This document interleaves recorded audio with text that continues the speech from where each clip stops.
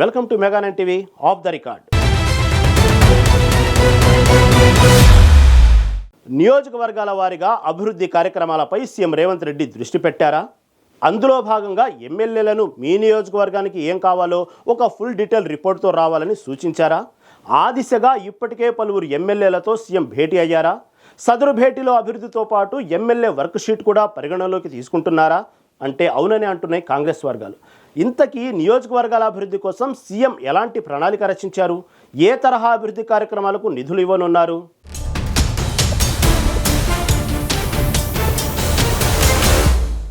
కాంగ్రెస్ ప్రభుత్వం ఏర్పడి ఏడాదిన్నర కావస్తోంది. ఇప్పటి వరకు ఎన్నికల్లో ఇచ్చిన హామీల అమలుపై సర్కార్ దృష్టి పెట్టింది. ఇందులో భాగంగా మహిళలకు ఉచిత బస్సు, 200 యూనిట్ల వరకు ఉచిత కరెంటు, 500 రూపాయలకే గ్యాసు, రైతు రుణమాఫీ, రైతు భరోసా, ఆత్మీయ భరోసా, రేషన్ కార్డులు, సన్నబియ్యం పథకం, కులగణన, ఎస్సీ వర్గీకరణ, 42% బీసీ రిజర్వేషన్, ఇందిరమ్మ ఇల్లు వంటి పథకాలు అమలు చేస్తోంది. ధరణి పోర్టల్ ని మార్చి భూభారతి ఇంప్లిమెంట్ చేస్తోంది. 60,000కు పైగా ఉద్యోగాలు, ఇంటిగ్రేటెడ్ స్కూల్స్, విద్యార్థులకు వచ్చే మెస్ ఛార్జీల పెంపు, స్కిల్ యూనివర్సిటీ, ఇలా ఒకటి తర్వాత ఒకటి చేసుకుంటూ వస్తోంది.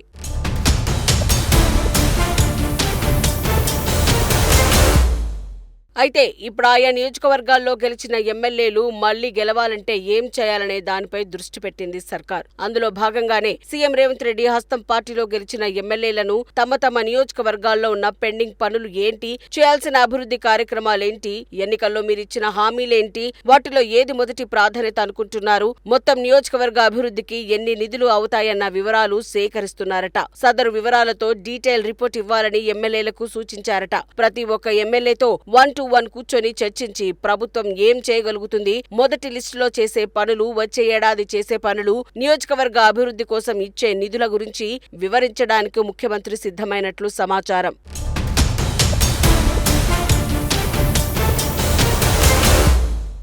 ఇప్పటికే సీఎం రేవంత్ రెడ్డి మహబూబ్ నగర్ జిల్లా హస్తం పార్టీ ఎమ్మెల్యేలతో చర్చించినట్లు సమాచారం. జిల్లాలో గెలిచిన అందరితో గ్రూప్ మీటింగ్ నిర్వహించి తర్వాత సింగిల్ గా వారి నియోజకవర్గ అభివృద్ధి కోసం తెచ్చిన రిపోర్ట్ చూసి మాట్లాడి కొన్ని కార్యక్రమాలకు గ్రీన్ సిగ్నల్ ఇచ్చినట్లు తెలుస్తోంది. అయితే కేవలం వారు తెచ్చిన రిపోర్టు మాత్రమే కాదు, సర్కార్ చేస్తున్న అభివృద్ధి కార్యక్రమాలు ఏ మేరకు ప్రజల్లోకి వెళ్తున్నాయి, ఎలాంటి రెస్పాన్స్ వస్తుంది, అర్హులైన వారందరికీ పథకాలు అందుతున్నాయా, నియోజకవర్గంలో ప్రభుత్వ పథకాలపై ఎలాంటి ప్రచారం చేస్తున్నారు, ఎలాంటి కార్యక్రమాలు నిర్వహిస్తున్నారని అడిగి తెలుసుకుంటున్నారట.